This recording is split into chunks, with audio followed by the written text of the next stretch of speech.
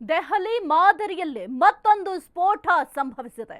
ತಡರಾತ್ರಿ ಭೀಕರ ಸ್ಫೋಟ ಆಗಿದೆ. ಬೆಚ್ಚಿ ಬಿದ್ದ ಜಮ್ಮು ಕಾಶ್ಮೀರ ಶ್ರೀನಗರದ ನೌಗಂ ಪೊಲೀಸ್. ದೆಹಲಿ ಮಾದರಿಯಲ್ಲೇ ಮತ್ತೊಂದು ಸ್ಫೋಟ ಸಂಭವಿಸಿದೆ. ತಡರಾತ್ರಿ ಭೀಕರ ಸ್ಫೋಟ ಆಗಿದೆ. ಜಮ್ಮು ಕಾಶ್ಮೀರ ಜನತೆ ಬೆಚ್ಚಿ ಬಿದ್ದಿದ್ದಾರೆ. ಶ್ರೀನಗರದ ನೌಗಂ ಪೊಲೀಸ್ ಸ್ಟೇಷನ್ ಬಳಿ ಬ್ಲಾಸ್ಟ್ ಆಗಿದೆ. ಪೊಲೀಸ್ ಠಾಣೆಯ ಬಳಿಯ ಸ್ಫೋಟ 9 ಜನರು ಬಲಿಯಾಗಿದ್ದಾರೆ. 7 ಜನರ ಸಾವಾಗಿದೆ. ಪೊಲೀಸರು ಸೇರಿ 30 ಮಂದಿಗೆ ಗಾಯ ಆಗಿದೆ. ಗಾಯಗೊಂಡಿರುವವರ ಪೈಕಿ 7 ಜನರ ಸ್ಥಿತಿ ಸದ್ಯಕ್ಕೆ ಚಿಂತಾಜನಕವಾಗಿದೆ.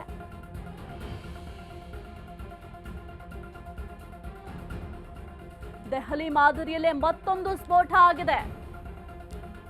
ತಡರಾತ್ರಿ ಭೀಕರ ಸ್ಫೋಟವಾಗಿದ್ದು ಜಮ್ಮು ಕಾಶ್ಮೀರ ಜನತೆ ಬೆಚ್ಚಿ ಬಿದ್ದಿದ್ದಾರೆ. ಶ್ರೀನಗರದ ನೌಗಂ ಪೊಲೀಸ್ ಸ್ಟೇಷನ್ ಬಳಿ ಈ ಒಂದು ಬ್ಲಾಸ್ಟ್ ಆಗಿದೆ. ಪೊಲೀಸ್ ಠಾಣೆಯ ಬಳಿಯ ಸ್ಫೋಟಕ್ಕೆ 9 ಜನರು ಬಲಿಯಾಗಿದ್ದಾರೆ. ಪೊಲೀಸರು ಸೇರಿ 30 ಮಂದಿಗೆ ಗಾಯ ಆಗಿದೆ. ಗಾಯಗೊಂಡಿರುವವರ ಪೈಕಿ 7 ಜನರ ಸ್ಥಿತಿ ಗಂಭೀರ ಆಗಿದೆ. ಆಸ್ಪತ್ರೆಗೆ ಹಿರಿಯ ಅಧಿಕಾರಿಗಳು ಭೇಟಿಯನ್ನ ಕೊಟ್ಟಿದ್ದಾರೆ. ಪರಿಶೀಲನೆಯನ್ನ ಮಾಡುವ ಕೆಲಸವನ್ನ ಮಾಡಿದ್ದಾರೆ. ಎಸ್, ದೆಹಲಿ ಮಾದರಿಯಲ್ಲೇ ಮತ್ತೊಂದು ಸ್ಫೋಟ ಆಗಿದೆ. ನೀವು ದೃಶ್ಯಾವಳಿಯಲ್ಲಿ ಗಮನಿಸಬಹುದು ಯಾವ ರೀತಿ ಸ್ಫೋಟ ಆಗಿದೆ. ಜೊತೆಗೆ ಸ್ಫೋಟದ ತೀವ್ರತೆ ಯಾವ ರೀತಿ ಇದೆ ಅಂತ ಕಂಪ್ಲೀಟ್ ಜಮ್ಮು ಕಾಶ್ಮೀರದ ಜನತೆ ಬೆಚ್ಚಿ ಬೀಳುವಂತಾಗಿದೆ. ದೆಹಲಿಯಲ್ಲಿ ಯಾವ ಪರಿಸ್ಥಿತಿ ಇತ್ತು, ದೆಹಲಿಯಲ್ಲಿ ಯಾವ ರೀತಿಯ ಸ್ಫೋಟ ಆಯಿತು, ಆ ಒಂದು ಸಂದರ್ಭದಲ್ಲಿ ಅಲ್ಲಿನ ಜನತೆ ಎಷ್ಟು ಭಯಭೀತರಾಗಿದ್ರು, ಅದೇ ಪರಿಸ್ಥಿತಿ ಈಗ ಜಮ್ಮು ಕಾಶ್ಮೀರದಲ್ಲಿ ನಿರ್ಮಾಣ ಆಗಿದೆ. ಇನ್ನು ಶ್ರೀನಗರದ ನೌಗಂ ಪೊಲೀಸ್ ಸ್ಟೇಷನ್ ಬಳಿ ಈ ರೀತಿಯ ಬ್ಲಾಸ್ಟ್ ಆಗಿರುವಂಥದ್ದು. ಸದ್ಯಕ್ಕೆ ಸಾಕಷ್ಟು ಜನರಿಗೆ ಗಂಭೀರ ಗಾಯ ಆಗಿದೆ.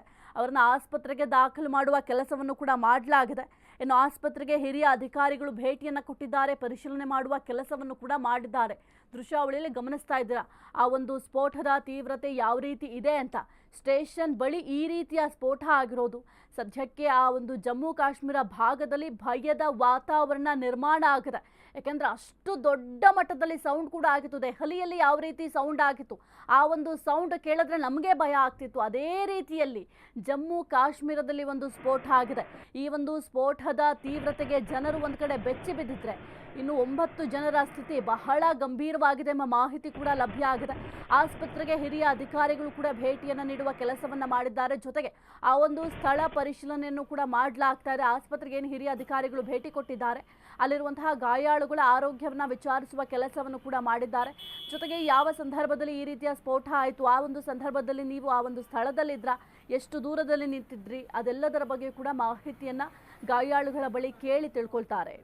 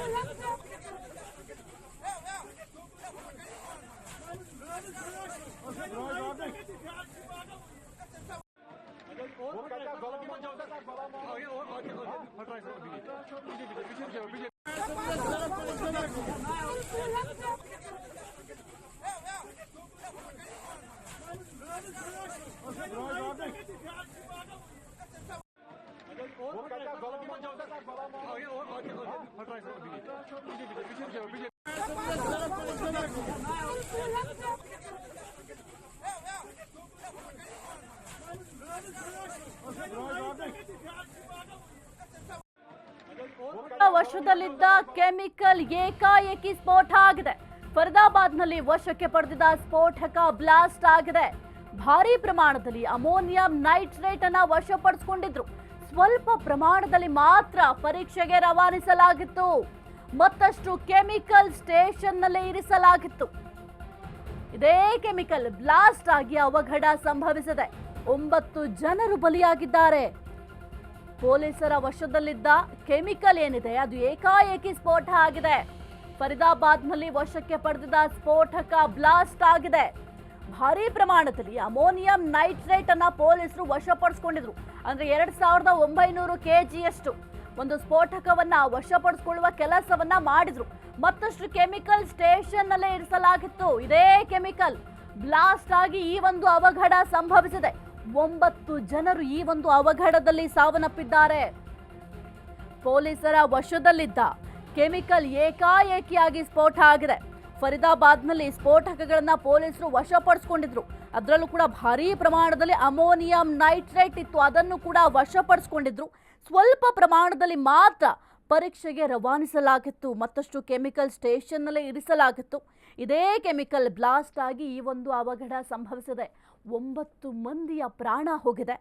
ಏನು ಫರೀದಾಬಾದ್ನಲ್ಲಿ 8 ಉಗ್ರರನ್ನು ಏನು ಅರೆಸ್ಟ್ ಮಾಡಲಾಗಿದೆ, ಆ ಒಂದು ವಿಚಾರಕ್ಕೆ ಸಂಬಂಧಪಟ್ಟಂತೆ 2900 kgಯಷ್ಟು ಸ್ಫೋಟಕಗಳನ್ನ ಆ ಉಗ್ರರು ಹೊಂದಿದ್ರು. ಆ ಒಂದು ಸ್ಫೋಟಕಗಳನ್ನ ವಶಪಡಿಸಿಕೊಳ್ಳುವ ಕೆಲಸವನ್ನ ಪೊಲೀಸರು ಮಾಡಿದ್ರು. ಕೆಲವೊಂದಿಷ್ಟು ಸ್ಫೋಟಕಗಳೇನಿತ್ತು ಅದನ್ನ ಮಾತ್ರ ರವಾನೆಗೆ ಕಳಿಸಿದ್ರು. ಅಂದ್ರೆ ಸ್ವಲ್ಪ ಪ್ರಮಾಣದಲ್ಲಿ ಮಾತ್ರ ಸ್ಫೋಟಕಗಳನ್ನ ಪರಿಶೀಲನೆಗೆ ಅಂತ ಕಳಿಸ್ಕೊಟ್ಟಿದ್ರು. ಆದ್ರೆ ಮಿಕ್ಕಂತಹ ಏನ್ ಸ್ಫೋಟಕಗಳಿತ್ತು ಆ ಒಂದು ಸ್ಫೋಟಕವನ್ನ ಸ್ಟೇಷನ್ನಲ್ಲೇ ಇರಿಸ್ಕೊಂಡಿದ್ರಂತೆ. ಹಾಗಾಗಿ ಈ ಒಂದು ಅವಘಡ ಸಂಭವಿಸಿದೆ ಅಂತ ಸದ್ಯಕ್ಕೆ ಮಾಹಿತಿ ಕೂಡ ಲಭ್ಯ ಆಗಿದೆ. ಅಲ್ಲಿ ಏನು ಕೆಮಿಕಲ್ ಇಟ್ಸ್ಕೊಂಡಿದ್ರಲ್ಲ ಆ ಒಂದು ಕೆಮಿಕಲೇ ಬ್ಲಾಸ್ಟ್ ಆಗಿದೆಯಂತೆ. ಈ ಒಂದು ಬ್ಲಾಸ್ಟ್ನಿಂದ 9 ಜನರ ಪ್ರಾಣ ಹೋಗಿದೆ. ಫರೀದಾಬಾದ್ನಲ್ಲಿ ವಶಕ್ಕೆ ಪಡ್ಕೊಂಡಿದ್ದಂತಹ ಸ್ಫೋಟಕದಿಂದ ಈ ರೀತಿಯ ದೊಡ್ಡ ಪ್ರಮಾಣದಲ್ಲಿ ನಷ್ಟ ಆಗಿದೆ. 9 ಜನರ ಪ್ರಾಣ ಹೋಗಿದೆ. ಏನು 9 ಜನರನ್ನ ಕಳ್ಕೊಂಡಿದ್ದಾರೆ. ಕುಟುಂಬಸ್ಥರ ಆಕ್ರಂದನ ಒಂದು ಕಡೆ ಆದರೆ ಇಡೀ ಜಮ್ಮು ಕಾಶ್ಮೀರವೇ ಬೆಚ್ಚಿ ಬಿದ್ದಿದೆ. ಅಂತಹ ಪರಿಸ್ಥಿತಿಯಲ್ಲಿ ನಿರ್ಮಾಣ ಆಗಿದೆ. ನೀವು ದೃಶ್ಯಾವಳಿಯಲ್ಲಿ ಗಮನಿಸಬಹುದು. ಅಂದ್ರೆ ಆ ಸ್ಫೋಟಕ ಏನು ತೀವ್ರತೆ ಯಾವ ರೀತಿ ಇದೆ ಅಂತ ಅಂದ್ರೆ ಅಲ್ಲಿರುವಂತಹ ವೆಹಿಕಲ್ ಏನಿದಾವೆ ವೆಹಿಕಲ್ ಕೂಡ ಸುಟ್ಟು ಭಸ್ಮ ಆಗಿದೆ. ಅಂಥದ್ರಲ್ಲಿ ಅಲ್ಲಿದ್ದಂತಹ ಜನರ ಪರಿಸ್ಥಿತಿ ಯಾವ ರೀತಿ ಇರಬೇಕು ಕೇವಲ ನೀವು ಊಹೆ ಮಾಡಿಕೊಂಡ್ರೆ ಗೊತ್ತಾಗುತ್ತೆ. ಇನ್ನು ದೆಹಲಿಯಲ್ಲಿ ಆದಂತಹ ಸ್ಫೋಟ ಏನಿದೆ ಅದರ ತೀವ್ರತೆಯೇ ಬಹಳ ದೊಡ್ಡದಿತ್ತು. ಅಂಥದ್ರಲ್ಲಿ 2900 kg ಸ್ಫೋಟಕ ಅಂತಂದ್ರೆ ಕಡಿಮೆ ಅಲ್ಲ. ಆ ಒಂದು ಸ್ಫೋಟಕದಲ್ಲಿ ಅಲ್ಪ ಪ್ರಮಾಣದಲ್ಲಿ ಮಾತ್ರ ಒಂದು ಸ್ಫೋಟಕವನ್ನ ಪರಿಶೀಲನೆಗೆ ಅಂತ ರವಾನೆ ಮಾಡಲಾಗಿತ್ತು. ಉಳಿದಂತಹ ಭಾರೀ ಪ್ರಮಾಣದ ಸ್ಫೋಟಕ ಏನಿದೆ ಆ ಒಂದು ಸ್ಫೋಟಕವನ್ನ ಸ್ಟೇಷನ್ನಲ್ಲೇ ಇರಿಸಲಾಗಿತ್ತು. ವೈಟ್ ಕಾಲರ್ ಉಗ್ರರ ಬಂಧನಕ್ಕೆ ಪ್ರತೀಕಾರವ? ಹಾಗಾದ್ರೆ ಶಂಕಿತ ಉಗ್ರರ ಬಂಧನಕ್ಕೂ ಸ್ಫೋಟಕ್ಕೂ ಏನಾದ್ರೂ ನಂಟಿದ್ಯಾ? ಟೆರರ್ ಉಗ್ರರ ಬಂಧನಕ್ಕೆ ಪ್ರತೀಕಾರವಾಗಿ ಈ ಒಂದು ದಾಳಿ ನಡೀತಾ? ಹಾಗಾದ್ರೆ ಉಗ್ರ ವೈದ್ಯರ ಪತ್ತೆ ಹಚ್ಚಿದ ಸ್ಟೇಷನ್ ಬಳಿಯೇ ಬ್ಲಾಸ್ಟ್ ಆಗಿದೆ. ಆವರಣದಲ್ಲಿ ನಿಲ್ಲಿಸಿದ್ದ ಕಾರ್ನಲ್ಲಿ IED ಅಳವಡಿಕೆ, ಸೀಸ್ ಮಾಡಿದ್ದ ಕಾರ್ನಲ್ಲಿ IED ಅಳವಡಿಕೆ ಎಂಬ ಶಂಕೆ ಕೂಡ ವ್ಯಕ್ತ ಆಗ್ತಾ ಇದೆ. ಮ್ಯಾಜಿಸ್ಟ್ರೇಟ್ ಸಮ್ಮುಖದಲ್ಲಿ ಸೀಲಿಂಗ್ ವೇಳೆ ಬ್ಲಾಸ್ಟ್ ಆಗಿದ್ಯಂತೆ. ಅಮೋನಿಯಂ ನೈಟ್ರೇಟ್ ಬೆಂಕಿ ಹೊತ್ತಿರುವ ಸಾಧ್ಯತೆ ಕೂಡ ಇದೆ. ವಿವಿಧ ಆಯಾಮಗಳಲ್ಲಿ ತನಿಖೆಯನ್ನ ನಡೆಸ್ತಾ ಇದ್ದಾರೆ ಪೊಲೀಸರು. ಯಾಕೆಂತಂದ್ರೆ ಈ ಒಂದು ಏನಿದಾವೆ ಅಮೋನಿಯಂ ನೈಟ್ರೇಟ್ ಆಗಿರಬಹುದು ಇದೆಲ್ಲವನ್ನು ಕೂಡ ಯಾವ ರೀತಿ ಸ್ಟೋರ್ ಮಾಡಿದ್ರು ಅನ್ನೋದು ಕೂಡ ಬಹಳ ಮುಖ್ಯ ಆಗುತ್ತೆ. ಶಂಕಿತ ಉಗ್ರರ ಬಂಧನಕ್ಕೂ ಸ್ಫೋಟಕ್ಕೂ ನಂಟು ಇದೆಯಾ ಎಂಬ ಪ್ರಶ್ನೆ ಅಂತೂ ಮೂಡ್ತಾ ಇರುವಂತದ್ದು. ಅಮೋನಿಯಂ ನೈಟ್ರೇಟ್ ಬೆಂಕಿ ಹೊತ್ಕೊಂಡಿರುವ ಸಾಧ್ಯತೆ ಕೂಡ ದಟ್ಟವಾಗಿ ಕಾಣಿಸ್ತಾ ಇದೆ. ಇನ್ನು ಮ್ಯಾಜಿಸ್ಟ್ರೇಟ್ ಸಮ್ಮುಖದಲ್ಲಿ ಸೀಲಿಂಗ್ ವೇಳೆ ಈ ಒಂದು ಬ್ಲಾಸ್ಟ್ ಆಗಿದೆ. ಅಮೋನಿಯಂ ನೈಟ್ರೇಟ್ ಇಂದಲೇ ಈ ಒಂದು ಬೆಂಕಿ ಕಾಣಿಸ್ಕೊಂಡಿದೆ ಅಂತ ಸದ್ಯಕ್ಕೆ ಹೇಳಲಾಗ್ತಾ ಇದೆ. ಆದರೆ ವಿವಿಧ ಆಯಾಮಗಳಲ್ಲಿ ಪೊಲೀಸರು ತನಿಖೆಯನ್ನ ಮಾಡ್ತಾ ಇದ್ದಾರೆ. ತನಿಖೆ ಆದ ನಂತರ ಈ ಎಲ್ಲಾ ಪ್ರಶ್ನೆಗೂ ಕೂಡ ಉತ್ತರ ಸಿಗುತ್ತೆ. ಈ ಸ್ಫೋಟಕಗಳನ್ನ ಮುಖ್ಯವಾಗಿ ಯಾವ ರೀತಿ ಸ್ಟೋರ್ ಮಾಡಿ ಇಡ್ತಾರೆ ಅನ್ನೋದು ಬಹಳ ಮುಖ್ಯ ಆಗುತ್ತೆ. ಯಾಕೆಂತಂದ್ರೆ ಏಕಾಏಕಿ ಈ ರೀತಿಯ ದೊಡ್ಡ ಪ್ರಮಾಣದಲ್ಲಿ ಬ್ಲಾಸ್ಟ್ ಆಗುತ್ತೆ ಅಂತಂದ್ರೆ ಅದನ್ನ ಯಾವ ರೀತಿ ಅವರು ಸ್ಟೋರ್ ಮಾಡಿ ಇಟ್ಟಿದ್ರು ಅನ್ನೋದು ಕೂಡ ಮುಖ್ಯ ಆಗುತ್ತೆ. ಯಾಕೆಂದ್ರೆ 2900 kg ಅಂತಂದ್ರೆ ಕಡಿಮೆ ಏನಲ್ಲ. ಅದರಲ್ಲಿ ಕೆಲವೊಂದಿಷ್ಟು ಸ್ವಲ್ಪ ಪ್ರಮಾಣದಲ್ಲಿ ಮಾತ್ರ ಪರಿಶೀಲನೆಗೆ ಕಳಿಸಿದ್ರಿಂದ ಮಿಕ್ಕಿದ್ದಂತಹ ಏನು ಸ್ಫೋಟಕಗಳಿದೆ ಅದನ್ನ ಯಾವ ರೀತಿ ಸ್ಟೋರ್ ಮಾಡಿ ಇಟ್ಟಿದ್ರು ಅನ್ನೋದು ಕೂಡ ಬಹಳ ಮುಖ್ಯ ಆಗುತ್ತೆ. ಸದ್ಯಕ್ಕೆ ಅಮೋನಿಯಂ ನೈಟ್ರೇಟ್ ಇಂದ ಈ ಒಂದು ಬ್ಲಾಸ್ಟ್ ಆಗಿದೆ ಅಂತ ಹೇಳಲಾಗ್ತಾ ಇದೆ. ಈ ಒಂದು ವಿಚಾರವಾಗಿ ಪೊಲೀಸರು ವಿವಿಧ ಆಯಾಮಗಳಲ್ಲಿ ತನಿಖೆಯನ್ನಂತೂ ಮಾಡ್ತಾರೆ. ಆದರೆ 9 ಜನರ ಪ್ರಾಣ ಹೋಗಿದೆ. ಈ ಒಂದು ಅಮೋನಿಯಂ ನೈಟ್ರೇಟ್ ಇಂದ 9 ಜನರು ಪ್ರಾಣವನ್ನ ಕಳ್ಕೊಂಡಿದ್ದಾರೆ. ಕುಟುಂಬಸ್ಥರ ಆಕ್ರಂದನ ಮುಗಿಲು ಮುಡ್ತಾ ಇದೆ. ಜೊತೆಗೆ ಜಮ್ಮು ಕಾಶ್ಮೀರದ ಪರಿಸ್ಥಿತಿ ಅಂತೂ ಬಹಳ ಕಷ್ಟವಾಗಿದೆ. ಯಾಕೆಂತಂದ್ರೆ ಅಲ್ಲಿ ಪ್ರತಿಯೊಬ್ಬರು ಕೂಡ ಭಯದಲ್ಲಿ ಜೀವನ ನಡೆಸುವಂತಹ ಪರಿಸ್ಥಿತಿ ಇದೆ.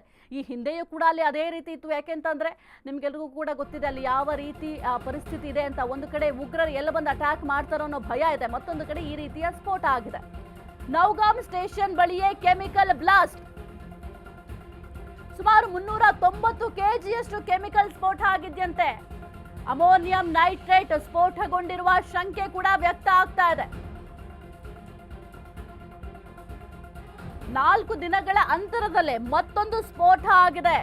ನೌಗಾಮ್ ಸ್ಟೇಷನ್ ಬಳಿಯೇ ಈ ಒಂದು ಕೆಮಿಕಲ್ ಬ್ಲಾಸ್ಟ್ ಆಗಿದೆ.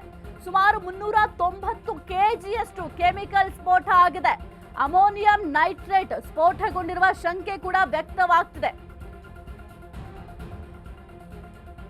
4 ದಿನಗಳ ಅಂತರದಲ್ಲೇ ಮತ್ತೊಂದು ಸ್ಫೋಟ ಆಗಿರುವಂಥದ್ದು. ಬಹಳ ಭಯಾನಕ ಸ್ಫೋಟ ಆಗಿದೆ. ನೌಗಾಮ್ ಸ್ಟೇಷನ್ ಬಳಿಯೇ ಈ ಒಂದು ಕೆಮಿಕಲ್ ಬ್ಲಾಸ್ಟ್ ಆಗಿದೆ.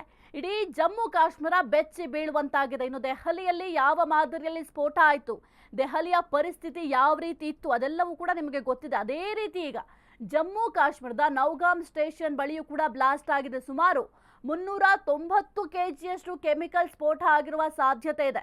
ಸದ್ಯಕ್ಕೆ ಪೊಲೀಸರು ಈ ಒಂದು ಪ್ರಕರಣವನ್ನ ವಿವಿಧ ಆಯಾಮಗಳಲ್ಲಿ ತನಿಖೆಯನ್ನ ಮಾಡ್ತಾರೆ. ಯಾಕೆಂತಂದ್ರೆ ಶಂಕಿತ ಉಗ್ರರ ಬಂಧನಕ್ಕೂ ಈ ಒಂದು ಸ್ಫೋಟಕ್ಕೂ ಏನಾದ್ರೂ ನಂಟಿದ್ಯಾ ಎಂಬ ಪ್ರಶ್ನೆ ಕೂಡ ಮೂಡ್ತಾ ಇರೋದ್ರಿಂದ ವಿವಿಧ ಆಯಾಮಗಳಲ್ಲಿ ತನಿಖೆಯನ್ನ ಮಾಡ್ತಾರೆ. ಈಗ ಸದ್ಯಕ್ಕೆ ಫರೀದಾಬಾದ್ನಲ್ಲಿ ಏನು ಈ ಒಂದು ಸ್ಫೋಟಕಗಳನ್ನ ವಶಪಡಿಸಿಕೊಂಡ್ರು, ಆ ಒಂದು ವಿಚಾರಕ್ಕೆ ಸಂಬಂಧಪಟ್ಟಂತೆ 8 ಉಗ್ರರನ್ನ ಅರೆಸ್ಟ್ ಮಾಡಿದ್ದಾರೆ. ಆ ಒಂದು 8 ಉಗ್ರರನ್ನ ಎನ್ಕ್ವೈರಿ ಕೂಡ ಮಾಡ್ತಾರೆ. ಈ ಒಂದು ಸ್ಫೋಟಕ್ಕೂ ನಿಮಗೂ ಏನಾದರೂ ಸಂಬಂಧ ಇದೆಯಾ ಅಂತ ಕೇಳಿ ಅವ್ರನ್ನ ಪ್ರಶ್ನೆ ಮಾಡ್ತಾರೆ. ಜೊತೆಗೆ ಈ ಒಂದು ವಿಚಾರಕ್ಕೆ ಎನ್ಕ್ವೈರಿಯನ್ನು ಕೂಡ ಮಾಡ್ತಾರೆ. ಜೊತೆಗೆ ಅವರ ಜೊತೆ ಬೇರೆ ಯಾರಾದರೂ ಇದ್ದಾರಾ ಅದೆಲ್ಲದರ ಬಗ್ಗೆ ಕೂಡ ಎನ್ಕ್ವೈರಿಯನ್ನ ಮಾಡ್ತಾರೆ. ಎಸ್ ಕುರಿತು ಹೆಚ್ಚಿನ ಮಾಹಿತಿ ನೀಡ್ತಾರೆ ನಮ್ಮ ಪ್ರತಿನಿಧಿ Abhishek Jaishankar. Very good morning. Delhi ಮಾದರಿಯಲ್ಲೇ ಈಗ ಇಲ್ಲೂ ಕೂಡ ಸ್ಫೋಟ ಆಗಿದೆ, ಬಹಳ ಭಯಾನಕ ಸ್ಫೋಟ. ಆದರೆ ಮುಖ್ಯವಾಗಿ ಈಗ ಸ್ಫೋಟಕಗಳನ್ನ ಸ್ಟೋರ್ ಮಾಡುವಂತಹ ಸಂದರ್ಭದಲ್ಲಿ ಯಾವ ರೀತಿ ಸ್ಟೋರ್ ಮಾಡ್ತಾರೆ, ಅಲ್ಲಿನ ಪರಿಸ್ಥಿತಿ ಈಗ ಸದ್ಯಕ್ಕೆ ಯಾವ ರೀತಿ ಇದೆ? ಎಸ್, ಕೆಲವೊಂದು ಇಂಪ್ರೂವೈಸ್ ಡಿವೈಸ್ ಗಳನ್ನ ಏನೊಂದು ಹ್ಯಾಂಡಲ್ ಮಾಡೋದಕ್ಕೆ ಟೆರರಿಸ್ಟ್ ಒಂದು ಏನಿದೆ ಅವರು ಒಂದು ತರಬೇತಿಯನ್ನ ಪಡೆದುಕೊಂಡಿರ್ತಾರೆ. ಆದ್ರೆ ಲೋಕಲ್ ಪೊಲೀಸರಿಗೆ ಅದನ್ನ ಯಾವ ರೀತಿ ಹ್ಯಾಂಡಲ್ ಮಾಡಬೇಕು ಅಂತ ಹೇಳಿ ಒಂದು ಇದಿರೋದಿಲ್ಲ, ಅನುಭವ ಇರೋದಿಲ್ಲ. ಅದಕ್ಕೆ ಸ್ಪೆಷಲ್ ಟ್ಯಾಕ್ಟಿಕ್ಸ್ ಟೀಮ್ ಏನಿದೆ ಆ ಟೀಮ್ ಅದನ್ನ ಹ್ಯಾಂಡಲ್ ಮಾಡ್ಬೇಕಾಗುತ್ತೆ. ಆ ಬಾಂಬ್ ಅನ್ನ ಡಿಫ್ಯೂಸ್ ಮಾಡಿದ್ರು ಕೂಡ ಅದರಲ್ಲಿ ಇರುವಂತಹ ಕೆಮಿಕಲ್ ಅದನ್ನ ಕೆಲವೊಂದು ರೀತಿಯಲ್ಲಿ ಅದನ್ನ ಹ್ಯಾಂಡಲ್ ಮಾಡಿ ಅದನ್ನ ತೆಗೆದುಕೊಂಡು ಹೋಗಿ ಪ್ಯಾಕ್ ಮಾಡುವಂತಹ ಒಂದು ಕೆಲಸಗಳನ್ನು ಕೂಡ ಮಾಡ್ಬೇಕಾಗುತ್ತೆ. ಆದ್ರೆ ಇಲ್ಲಿ ಅದೇ ರೀತಿಯಾದಂತಹ ಅನುಭವ ಇಲ್ಲದ ಪೊಲೀಸರು ಇದನ್ನ ಹ್ಯಾಂಡಲ್ ಮಾಡಿದ್ದೇ ಈ ಸ್ಫೋಟಕ್ಕೆ ಕಾರಣ ಅನ್ನುವಂತಹ ಒಂದು ವಿಚಾರಗಳು ಕೂಡ ಕೇಳಿ ಬರ್ತಾ ಇರುವಂತದ್ದು. ಅದೇ ಆಂಗಲ್ ಅಲ್ಲಿ ಅಂದ್ರೆ ಬೇರೊಂದು ಆಂಗಲ್ ನಲ್ಲಿ ಬೇರೆ ಯಾರಾದ್ರೂ ಅಂದ್ರೆ ಇದರ ಒಂದು ಬಂಧನ ಮಾಡಿದ ರಿವೆಂಜ್ಗಾಗಿ ಯಾರಾದ್ರೂ ಅಲ್ಲಿ ಆ ಒಂದು ಠಾಣೆಯ ಆವರಣದಲ್ಲಿ ಯಾರಾದ್ರೂ ಬಾಂಬ್ ಅನ್ನ ಪ್ಲಾಂಟ್ ಮಾಡಿದ್ರು ಅಂದ್ರೆ ಯಾವ್ದಾದ್ರು ಕಾರ್ನಲ್ಲಿ ಬಾಂಬ್ ಅನ್ನ ಪ್ಲಾಂಟ್ ಮಾಡಿ ನಂತರ ಅದನ್ನ ಬ್ಲಾಸ್ಟ್ ಮಾಡುವಂತಹ ಒಂದು ಕೆಲಸಗಳನ್ನ ಮಾಡಿದ್ರ ಅನ್ನುವಂತಹ ಒಂದು ಅನುಮಾನಗಳು ಕೂಡ ಇಲ್ಲಿ ವ್ಯಕ್ತವಾಗ್ತಾ ಇದೆ. ಈಗ ಸದ್ಯದ ಮಟ್ಟಿಗೆ ಸಿಕ್ಕಿರುವಂತಹ ಮಾಹಿತಿ ಪ್ರಕಾರ ಆ ಒಂದು ಕಾರಿನಲ್ಲಿದ್ದಂತಹ ಬಾಂಬ್ ಬ್ಲಾಸ್ಟ್ ಆಗಿದೆ ಮತ್ತು ಇವರು ತೆಗೆದುಕೊಂಡು ಹೋದಂತಹ ಬಾಂಬ್ ಕೂಡ ಬ್ಲಾಸ್ಟ್ ಆಗಿರುವಂತಹ ಒಂದು ಕಾರಣದಿಂದಾಗಿ ಸಾವನ್ನಪ್ಪಿರುವಂತಂದ್ರೆ 7 ರಿಂದ 8 ಜನ ಪೊಲೀಸ್ ಮ್ಯಾನ್ಗಳು ಸಾವನ್ನಪ್ಪಿದ್ದಾರೆ ಅಂತ ಹೇಳಲಾಗ್ತಾ ಇದೆ. ಆದ್ರೆ ಅಲ್ಲಿ ಮತ್ತೊಂದು ಬಾಂಬ್ ಇತ್ತ ಅನ್ನುವಂತಹ ನಿಟ್ಟಿನಲ್ಲಿ ಕೂಡ ಅದನ್ನ ಪೊಲೀಸರು ಇನ್ವೆಸ್ಟಿಗೇಷನ್ ಮಾಡುವಂತಹ ಒಂದು ಕೆಲಸಗಳನ್ನ ಮುಂದಿನ ಹಂತದಲ್ಲಿ ಮಾಡಲಿದ್ದಾರೆ ಅಂತಾನೆ ಹೇಳ್ಬೋದಾಗಿದೆ. ಈ ರೀತಿ ಸರಣಿ ಬಾಂಬ್ ಸ್ಫೋಟಕ್ಕೆ ಈಗಾಗಲೇ ಉಗ್ರರು ಪ್ಲಾನ್ ಮಾಡಿದ್ರು. ಆ ಸರಣಿ ಬಾಂಬ್ ಸ್ಫೋಟದ ಮತ್ತೊಂದು ಸ್ಥಳ ಪೊಲೀಸ್ ಸ್ಟೇಷನ್ ಅನ್ನುವಂತಹ ಒಂದು ಅನುಮಾನಗಳು ಕೂಡ ಈಗ ವ್ಯಕ್ತವಾಗ್ತಾ ಇರುವಂತದ್ದು. ಯಾಕಂದ್ರೆ ಇಲ್ಲಿ 2 ಆಂಗಲ್ ನಲ್ಲಿ ತನಿಖೆಯನ್ನ ಅಂದ್ರೆ ಯೋಚನೆ ಮಾಡ್ಬೇಕಾಗುತ್ತೆ. ಪೊಲೀಸ್ ಸ್ಟೇಷನ್ ನಲ್ಲಿ ಕೂಡ ಬ್ಲಾಸ್ಟ್ ಆಗೋದಕ್ಕೆ ಇದೇ ಉಗ್ರರು ಕಾರಣನ ಅನ್ನುವಂತಹ ಒಂದು ಪ್ರಶ್ನೆಗಳು ಕೂಡ ಈಗಾಗಲೇ ಮೂಡಿ ಬರ್ತಾ ಇರುವಂತದ್ದು. ಈ ಹಿನ್ನೆಲೆಯಲ್ಲಿ ಸ್ವಲ್ಪ ಮಟ್ಟಿಗೆ ಇದೊಂದು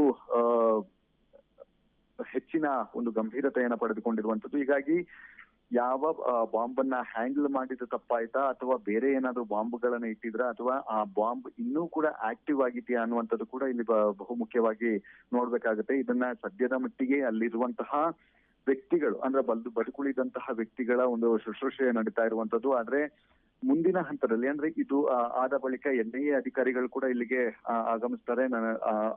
ಅವರ ಒಂದು ಸೋರ್ಸ್ ಆಫ್ ಏನಿದೆ ಆ ಒಂದು ಮುಖಾಂತರವೂ ಕೂಡ ಇಲ್ಲಿ ಎಕ್ಸಾಕ್ಟ್ ಆಗಿ ಏನಾಗಿದೆ ಅನ್ನುವಂತಹ ಒಂದು ವಿಚಾರಗಳನ್ನು ಕೂಡ ಇದು ಮಾಡ್ತಾ ಇರುವಂತದ್ದು. ಅಂದ್ರೆ ಈ ರೀತಿಯಾದಂತಹ ಇದನ್ನ ಇಂಟೆಲಿಜೆಂಟ್ ಫೇಲ್ಯೂರ್ ಅಂತ ಹೇಳೋದಕ್ಕೆ ಸಾಧ್ಯ ಆಗೋದಿಲ್ಲ. ಈ ರೀತಿಯಾದಂತಹ ಘಟನೆಗಳು ಸಾಕಷ್ಟು ವರ್ಷದಲ್ಲಿ ಸಾಕಷ್ಟು ನಡೆಯುತ್ತಾ ಇರುತ್ತೆ. ಅಂದ್ರೆ ನಡೆಯೋದಕ್ಕೆ ಪ್ಲಾನ್ ಅನ್ನ ಮಾಡ್ತಾರೆ. ಆದ್ರೆ ಇಂಟೆಲಿಜೆಂಟ್ ಏನಿದೆ ಅದನ್ನ ತಡೆಯುವಂತಹ ಒಂದು ಕೆಲಸಗಳನ್ನು ಕೂಡ ಮಾಡಿದೆ. ಅಕಸ್ಮಾತ್ ಇಂಟೆಲಿಜೆನ್ಸ್ ಆಗಿರಬಹುದು, ರಾ ಆಗಿರಬಹುದು, IB ಆಗಿರಬಹುದು, ಇದು ಯಾವುದು ಕೂಡ ವರ್ಕ್ ಮಾಡದೇ ಇದ್ದಂತಹ ಸಂದರ್ಭದಲ್ಲಿ ಅತಿ ಹೆಚ್ಚಾಗಿ ವರ್ಷದಲ್ಲಿ ಈ ರೀತಿಯಾದಂತಹ ಒಂದು ಘಟನೆಗಳು ನಡೆಯುವಂತಹ ಒಂದು ಸಾಧ್ಯತೆಗಳು ಕೂಡ ಇದೆ. ಅದರಲ್ಲಿ ಒಂದು ಬೈ ಮಿಸ್ ಆಗಿ ಈ ರೀತಿಯಾದಂತಹ ಒಂದು ಕೃತ್ಯಗಳು ನಡೆದಿರುವಂತಹ ಅಂದ್ರೆ ಮಾಹಿತಿಯ ಫೇಲ್ಯೂರ್ ಆಗಿರುವಂತಹ ಒಂದು ಕಾರಣದಿಂದಾಗಿ ಈ ರೀತಿಯಾದಂತಹ ಒಂದು ಘಟನೆ ನಡೆದಿದೆ. ಆದ್ರೆ ಅದು ಕೂಡ ಮೇಜರ್ ಆಗಿರುವಂತದ್ದು. ಹೀಗಾಗಿ ಈ ಹಿಂದೆ ಅಂದ್ರೆ IB ಕಲೆಕ್ಟ್ ಮಾಡಿರುವಂತಹ ಒಂದಷ್ಟು ಮಾಹಿತಿಗಳೇನಿದೆ ಆ ಮಾಹಿತಿಯನ್ನ NIA ಅಧಿಕಾರಿಗಳಿಗೆ ಒಂದು ಹಂಚಿಕೊಂಡು ಜಂಟಿಯಾಗಿ ಈ ಏಜೆನ್ಸಿಗಳು ಅಂದ್ರೆ ತನಿಖಾ ಏಜೆನ್ಸಿಗಳು ಮುಂದಿನ ಹಂತದ ಆರೋಪ ಅಂದ್ರೆ ಎಲ್ಲೆಲ್ಲಿ ಏನೇನು ಮತ್ತೆ ಏನು ಕುಕೃತ್ಯಗಳನ್ನ ಎಲ್ಲಿ ಮಾಡೋದಕ್ಕೆ ಹೊಂಚನ ಹಾಕಿದ್ದಾರೆ ಅದೆಲ್ಲದರ ಮಾಹಿತಿಯನ್ನ ತೆಗೆದುಕೊಳ್ಳುವಂತದ್ದು ಮತ್ತೆ ಅದನ್ನ ತಪ್ಪಿಸುವಂತಹ ಒಂದು ಕೆಲಸಗಳನ್ನು ಕೂಡ ಈಗಾಗಲೇ ಮಾಡ್ತಾ ಇದ್ದಾರೆ ಅಂತಾನೆ ಹೇಳ್ಬೋದಾಗಿದೆ. ಟರ್ಕಿಯಲ್ಲೂ ಕೂಡ ತಮ್ಮ ಒಂದು ರಾ ಏಜೆನ್ಸಿ ಏನಿದೆ ಅಲ್ಲಿರುವಂತಹ ರಾ ಏಜೆಂಟ್ಗಳೇನಿದ್ದಾರೆ ಗುಪ್ತಚರ ಇದು ವ್ಯಕ್ತಿಗಳೇನಿದ್ದಾರೆ ಅವರ ಮುಖಾಂತರ ಟರ್ಕಿಯಲ್ಲಿ ಈ ರೀತಿಯಾದಂತಹ ಕೃತ್ಯವನ್ನ ಎಸಗೋದಕ್ಕೆ ಇರುವಂತಹ ಮಾಸ್ಟರ್ ಮೈಂಡ್ ಯಾರು, ಆತನ ಯೋಚನೆ ಏನು, ಅಂದ್ರೆ ಆತ ಭಾರತದಲ್ಲಿ ಉಳಿದ ಜಾಗದಲ್ಲಿ ಎಲ್ಲೆಲ್ಲಿ ಬಾಂಬ್ಗಳನ್ನ ಪ್ಲಾಂಟ್ ಮಾಡಿ ಬ್ಲಾಸ್ಟ್ ಮಾಡೋದಕ್ಕೆ ಸಿದ್ಧತೆಗಳನ್ನ ಮಾಡ್ಕೊಂಡಿದ್ದಾನೆ ಅದೆಲ್ಲದರ ಮಾಹಿತಿಯನ್ನ ಕಲೆ ಹಾಕೋದಿಕ್ಕೆ ಟರ್ಕಿಯಲ್ಲಿರುವಂತಹ ರಾ ಏಜೆಂಟ್ಗಳನ್ನ ಆಕ್ಟಿವ್ ಮಾಡುವಂತಹ ಒಂದು ಕೆಲಸಗಳನ್ನು ಕೂಡ ಮಾಡಿದ್ದಾರೆ. ಹೀಗಾಗಿ ಸದ್ಯ ಈ ಒಂದು ಕೃತ್ಯದ ಹಿಂದೆ ಈಗಾಗಲೇ ಇಲ್ಲಿಯವರೆಗೂ ಇದು ನನ್ನದೇ ಕೃತ್ಯ ಅಂತ ಹೇಳಿ ಯಾರು ಕೂಡ ಒಪ್ಪಿಕೊಂಡಿಲ್ಲ, ಅಂದ್ರೆ ಯಾವ ಸಂಘಟನೆಗಳು ಕೂಡ ಒಪ್ಪಿಕೊಂಡಿಲ್ಲ. ಆದ್ರೆ ಜೈಷೆ ಮೊಹಮ್ಮದ್ಗೆ ಒಂದು ಲಿಂಕ್ ಇದೆ ಅನ್ನುವಂತಹ ಒಂದು ಕಾರಣದಿಂದಾಗಿ ಆ ಒಂದು ಉಗ್ರ ಸಂಘಟನೆಯೇ ಈ ರೀತಿಯಾದಂತಹ ಒಂದು ಕೃತ್ಯವನ್ನ ಮಾಡಿರುವಂತಹ ಸಾಧ್ಯತೆ ಇದೆ ಅಂತ ಹೇಳಿ ಮೇಲ್ನೋಟಕ್ಕೆ, ಅಂದ್ರೆ ಅಧಿಕೃತ ಅಲ್ಲದಿದ್ರು ಕೂಡ ಈಗ ಸದ್ಯದಲ್ಲಿ ಹಾಗಂತ ಅಂದುಕೊಳ್ಬೇಕಾಗಿದೆ. ಟರ್ಕಿಯಲ್ಲಿ ಸಾಕಷ್ಟು ಉಗ್ರ ಸಂಘಟನೆಗಳು ಅಂದ್ರೆ ಐಸಿಸ್ ನ ಉಪ ಸಂಘಟನೆಗಳೇನಿದೆ ಈ ಟೆರರಿಸಂ ಆಕ್ಟಿವಿಟೀಸ್ ಮಾಡುವಂತಹ ಸಂಘಟನೆ ಏನಿದೆ ಅದು ಆಕ್ಟಿವ್ ಆಗಿದೆ. ಟರ್ಕಿಯಲ್ಲಿ ಜೈಷೆ ಮೊಹಮ್ಮದ್ ಆಗಿರಬಹುದು, ಅಲ್ ಖೈದಾ ಆಗಿರಬಹುದು, ಅಲ್ ಉಮ್ಹಾ ಅನ್ನುವಂತಹ ಟೆರರ್ ಆರ್ಗನೈಸೇಷನ್ ಆಗಿರಬಹುದು, ಇದೆಲ್ಲವೂ ಕೂಡ ಅಲ್ಲಿ ಆಕ್ಟಿವ್ ಇದೆ. ಹೀಗಾಗಿ ಅಲ್ಲಿ ಇರುವಂತಹ ಉಗ್ರ ಸಂಘಟನೆ ಮುಖಾಂತರ ಇಲ್ಲಿ ಇರುವಂತಹ ಸ್ಲೀಪರ್ ಸೆಲ್ಗಳಾಗಿರಬಹುದು ಮತ್ತೆ ಟೆರರ್ ಸಿಂಪಥೈಸರ್ಸ್ ಏನಿರ್ತಾರೆ ಅವರನ್ನ ತಮ್ಮ ಒಂದು ಗಣನೆಗೆ ತೆಗೆದುಕೊಂಡು ಈ ರೀತಿಯಾದಂತಹ ಒಂದು ಕೃತ್ಯವನ್ನ ಎಸಗಿರುವಂತಹ ಸಾಧ್ಯತೆಗಳು ಕೂಡ ತೀರಾ ಹೆಚ್ಚಿದೆ ಅಂತಾನೆ ಹೇಳ್ಬೋದಾಗಿದೆ. ಈಗ ಸದ್ಯ ಅಲ್ಲಿ ಇದ್ದ ಘಟನಾ ಸ್ಥಳಕ್ಕೆ NIA ಅಧಿಕಾರಿಗಳು ಕೂಡ ಭೇಟಿ ಕೊಟ್ಟಿದ್ದಾರೆ. ಅವರು ಕೂಡ ಒಂದಷ್ಟು ತನಿಖೆಯನ್ನು ನಡೆಸುವಂತದ್ದು ಮತ್ತು ವಿಶೇಷ ಬಾಂಬ್ ತಜ್ಞರೇನಿದ್ದಾರೆ ಅವರು ಕೂಡ ಸ್ಪಾಟ್ಗೆ ಹೋಗಿ ಇದು ಇದ್ದಂತಹ ಬಾಂಬ್ ಸ್ಫೋಟವಾಗಿದೆಯಾ ಅಥವಾ ಬೇರೆಯದೇ ಒಂದು ಬಾಂಬ್ ಅನ್ನ ಪ್ಲಾಂಟ್ ಮಾಡಿ ಸ್ಫೋಟ ಮಾಡಲಾಗಿದೆಯಾ ಅನ್ನುವಂತ ವಿಚಾರಗಳನ್ನ ಒತ್ತು ಹಿಡಿಬೇಕಾಗುತ್ತೆ. ಹೀಗಾಗಿ ಅಲ್ಲಿರುವಂತಹ ಒಂದಷ್ಟು ಸಾಕ್ಷಿಗಳೇನಿದೆ ಒಂದಷ್ಟು ಏನಿದೆ ಅದೆಲ್ಲವನ್ನು ಕೂಡ FSL ಗೆ ಕಳಿಸುವಂತಹ ಒಂದು ಕೆಲಸಗಳನ್ನು ಕೂಡ ಈಗಾಗಲೇ ಬಾಂಬ್ ಸ್ಕ್ವಾಡ್ ಏನಿದೆ ಅದು ಮಾಡ್ತಾ ಇದೆ. ಸಾಹಿತ್ಯ ಅಭಿಷೇಕ್, ಸದ್ಯಕ್ಕೆ ಫರೀದಾಬಾದ್ನಲ್ಲಿ ಕೆಲವೊಂದಿಷ್ಟು ಅಂದ್ರೆ 2900 kgಯಷ್ಟು ಸ್ಫೋಟಕವನ್ನ ವಶಪಡಿಸಿಕೊಳ್ಳಲಾಗಿತ್ತು. 390 kg ಈಗ ಸ್ಫೋಟ ಆಗಿದೆ ಅಂತ ಸದ್ಯಕ್ಕೆ ಶಂಕಿಸಲಾಗಿದೆ. ಇನ್ನು ಉಳಿದಂತಹ ಸ್ಫೋಟಕಗಳನ್ನ ಯಾವ ರೀತಿ ಸೇಫ್ ಮಾಡಿದ್ದಾರೆ ಅನ್ನೋದು ಕೂಡ ಬಹಳ ಮುಖ್ಯ ಆಗುತ್ತೆ. ಯಾಕೆಂದ್ರೆ 390 kg ಸ್ಫೋಟ ಆಗಿ ಇಷ್ಟು ದೊಡ್ಡ ಪ್ರಮಾಣದಲ್ಲಿ ನಷ್ಟ ಆಗಿದೆ. ಜೊತೆಗೆ ಉಳಿದಂತಹ ಸ್ಫೋಟಕಗಳನ್ನ ಸೇಫ್ ಮಾಡಬೇಕಾಗುತ್ತೆ, ಮುಂಜಾಗ್ರತಾ ಕ್ರಮವನ್ನ ತೆಗೆದುಕೊಳ್ಬೇಕಾಗುತ್ತೆ. ಈಗ ಸದ್ಯಕ್ಕೆ ಏನಾದ್ರೂ ಮುಂಜಾಗ್ರತಾ ಕ್ರಮವನ್ನ ತೆಗೆದುಕೊಂಡಿದ್ದಾರಾ? ಜೊತೆಗೆ ಗಾಯಾಳುಗಳ ಪರಿಸ್ಥಿತಿ ಕೂಡ ಯಾವ ರೀತಿ ಇದೆ? ಎಸ್, ಈಗಾಗಲೇ ಈ ಒಂದು ಸಂಬಂಧಿತ ಉಳಿದಂತಹ ಬಾಂಬ್ ಏನಿದೆ IED ಆಗಿರ್ಬಹುದು, RDX ಆಗಿರ್ಬಹುದು, ಅದೆಲ್ಲವನ್ನು ಕೂಡ ಕೇರ್ಫುಲ್ ಆಗಿ ಹ್ಯಾಂಡಲ್ ಮಾಡಬೇಕಾದಂತಹ ಒಂದು ಜವಾಬ್ದಾರಿ ಪೊಲೀಸರ ಮೇಲಿದೆ ಅಂತಾನೆ ಹೇಳ್ಬೋದಾಗಿದೆ. ಹೀಗಾಗಿ ಲೋಕಲ್ ಪೊಲೀಸ್ನವರಿಗೆ ಕೊಟ್ಟಂತಹ ಸಂದರ್ಭದಲ್ಲಿ ಈ ರೀತಿಯಾದಂತಹ ಒಂದು ಘಟನೆ ನಡೆದಿದೆ. ಈಗ ಅದನ್ನ ಹ್ಯಾಂಡಲ್ ಮಾಡೋದಕ್ಕೆ ವಿಶೇಷ ಬಾಂಬ್ ಸ್ಕ್ವಾಡ್ ಏನಿದೆ ಆ ಸ್ಕ್ವಾಡ್ಗೆ ಒಂದು ಸುಪರ್ದಿಗೆ ವಹಿಸುವಂತಹ ಒಂದು ಕೆಲಸಗಳನ್ನ ಅಲ್ಲಿನ ಸರ್ಕಾರ ಮಾಡಿದೆ ಅಂತಾನೆ ಹೇಳ್ಬೋದಾಗಿದೆ. ಈಗ ಸದ್ಯದ ಮಟ್ಟಿಗೆ ಭಾರತದಲ್ಲಿ ಈ ಒಂದು IED ಪ್ರವೇಶ ಆಗಿರೋದು ಹೇಗೆ, ಅಂದ್ರೆ RDX ಪ್ರವೇಶ ಆಗಿರೋದು ಹೇಗೆ ಅನ್ನುವಂತಹ ನಿಟ್ಟಿನಲ್ಲಿ ಇವಾಗ ತನಿಖೆಯನ್ನು ನಡೆಸಬೇಕಾಗತ್ತೆ. ಒಂದು ಮೂಲಗಳ ಪ್ರಕಾರ ಈ ಹಿಂದೆ ಏನು ಬಾಂಬ್ ಬ್ಲಾಸ್ಟ್ಗಳು ಏನು ನಡೀತು, ಸರಣಿ ಬಾಂಬ್ ಬ್ಲಾಸ್ಟ್ಗಳು 2011 ಆಗಿರಬಹುದು, 1993 ಸಂದರ್ಭದಲ್ಲಿ ನಡೆದಂತಹ ಒಂದು ಬ್ಲಾಸ್ಟ್ಗಳಾಗಿರಬಹುದು, ಆ ಸಂದರ್ಭದಲ್ಲಿ ಸಾಕಷ್ಟು ಬಾಂಬ್ಗಳನ್ನ ಶೇಖರಣೆ ಮಾಡಿರಲಾಗಿತ್ತು. ಅದು ಕೂಡ ಭಾರತದಲ್ಲಿ ಇದೆ ಅನ್ನುವಂತಹ ಒಂದು ವಿಚಾರಗಳು ಕೂಡ ಈಗಾಗಲೇ ತಿಳಿದು ಬಂದಿದೆ. ಅದರ ಅನ್ವೇಷಣೆಯನ್ನ ಮುಂದಿನ ಹಂತದಲ್ಲಿ ಮಾಡುವಂತಹ ಕೆಲಸಗಳನ್ನ NIA ಮತ್ತು ರಾ ಏನಿದೆ ಅದು ಮಾಡಲಿದೆ. ಸಾಹಿತ್ಯ. ಓಕೆ, ಥ್ಯಾಂಕ್ ಯು ಅಭಿಷೇಕ್ ನಿಮ್ಮೆಲ್ಲ ಮಾಹಿತಿಗಾಗಿ.